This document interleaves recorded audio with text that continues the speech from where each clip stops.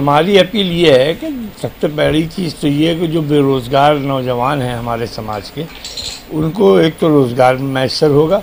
दूसरी चीज़ ये है कि देश के प्रति उनके अंदर डिसिप्लिन पैदा होगा।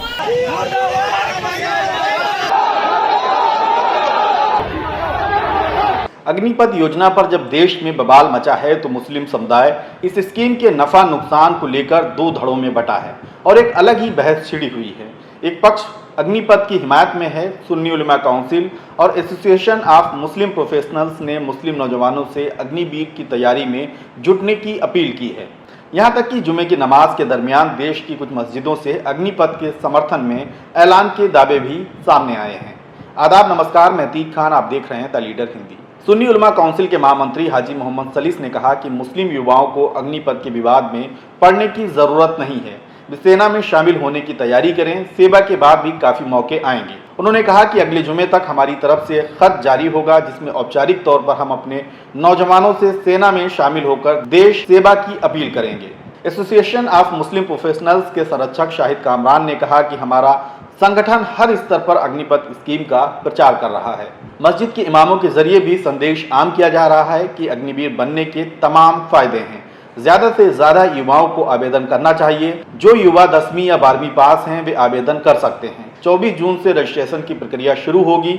25 जुलाई से ऑनलाइन परीक्षा होगी। जिनकी उम्र 17.5 साल से 23 साल के बीच है वो इसमें आवेदन ज़रूर करें। देखिए, हमारी अपील ये है कि सबसे पहली चीज़ तो ये है कि जो बेरोज़गार नौजवान हैं हमारे समाज के, उनको एक तो रोज़गार मैसर होगा। दूसरी चीज़ ये है कि देश के प्रति उनके अंदर डिसिप्लिन पैदा होगा। जिस तरह की घटनाओं के कारण हमारे देश में आए दिन इख्तिलाफात और ये तूमें सामने आते हैं और हमारे नौजवान जो है बेरोज़गारी के कारण इस्तेसाल होता उनका, शोषण होता उनका, तो ये रुकेगा उनका। और इससे जो है हमारे नौजवानों को चाहिए कि देश के लिए वो आगे बढ़ कर के आएँ और वीर अब्दुल हमीद खां के नक्शे कदम पर चलकर देश के लिए अपनी जानों को कुर्बानी देकर देश की इज़्ज़त और आबरू को बचाने का काम करें। इसके लिए खत भी लिखेंगे आप? नहीं, आइम्मा मसाजिद तो हम खत लिखेंगे। अभी तो हमने 5-6 इमामों से बात की है फ़ोन पर और उनको मैंने कहा है वो आज इंशाअल्लाह जुमे में लोगों को कहेंगे। अगले जुमे तक हमारा बाकायदा ख़त जारी होगा और उस खत में तमाम आइम्मा मसाजिद से अपील होगी कि मुस्लिम नौजवानों से अपील करें कि वो ज़्यादा से ज़्यादा देश की सुरक्षा में अपना पार्ट अदा करें और इस योजना से जोड़ करके दोनों तरह के लाभ हासिल करें। एक तो धन का और बेरोज़गारी से का लाभ होगा उनको। दूसरी चीज़ ये देश की एकता अखंडता के लिए उनकी कुर्बानियाँ होंगी।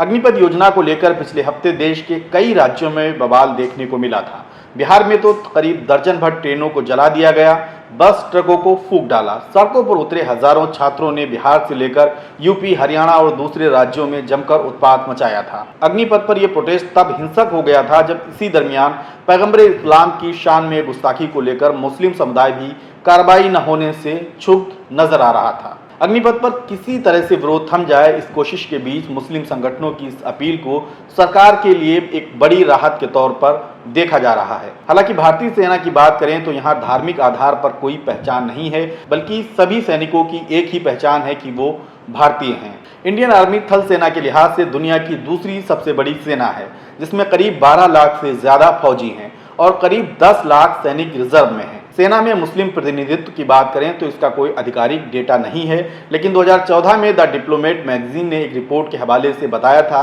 कि भारतीय सेना में कोई 3% के आसपास मुस्लिम हैं।